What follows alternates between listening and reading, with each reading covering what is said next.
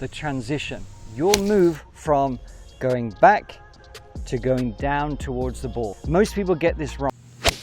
I don't want you to focus so much on minutia as far as swing positions. We want certain checkpoints and feels and structure, yes, but it has to be about flow and movement, allowing the weight of this to guide us a lot more. Transition needs to be smooth. It doesn't need to be slow. It doesn't need to be fast. It's about a smooth transition, just like if you were throwing a ball, okay? If I was to throw a golf ball, I would have constant movement, constant flow. Just by the time I reach my hand back here, I would be transitioning forwards that way. So just to illustrate that, I've got a golf ball, and just by throwing, you can see this in slow motion. I'm not going to over exaggerate this, but if I was just to throw this underhand, kind of like skipping a stone, whatever, okay? What happened?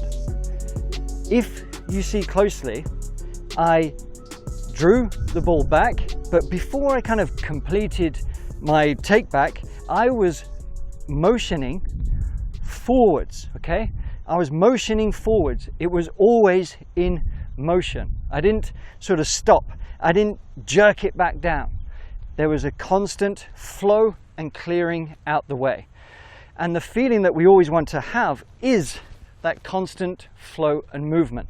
And it's going to happen with weight transfer. It's going to happen with a certain element of staying centered and then shifting towards that way. Now, some of it is going to be about weight transfer to gather up here and extend, okay? So we're winding up this way, which hopefully you've seen that drill by now. But we are gathering the ground, and we can always use the heel raise tactic.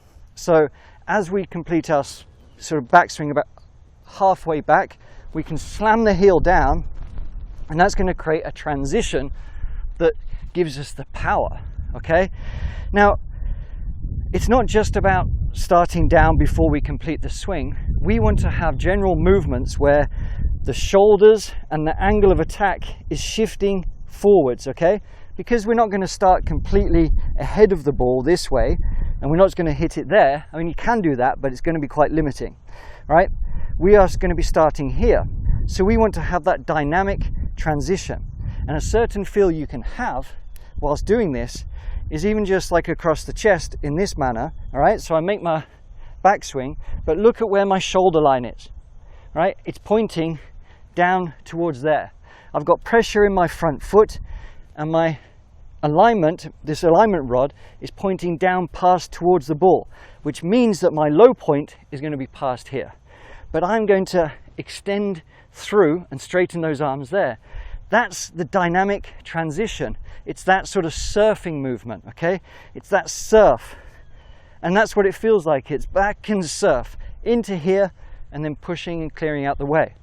If you don't have much mobility, you still want to feel, okay, as this raises up here, you still want to feel, even with a short swing or kind of armsy, we don't want to just be wafting the hands that way, okay?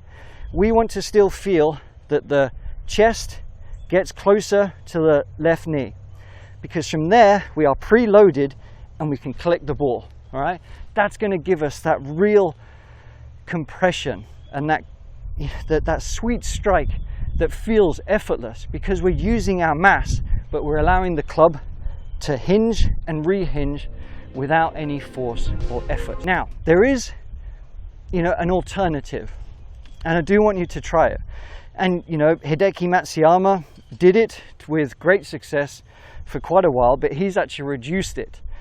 But if you find that you're someone that really rushes the swing and transition, whether it's snatching it away or from the top, just really kind of snatching it back down and hitting at the ball, you might benefit from like the drill that Butch Harmon gave Tiger many moons ago, because he used to get to the top and spin and hit the ball extremely hard. You might not be Tiger, but the drill I absolutely could not stand, and I still can't stand. Let's see it then. Is take the club up to the top and stop, and then come down, hit the shot.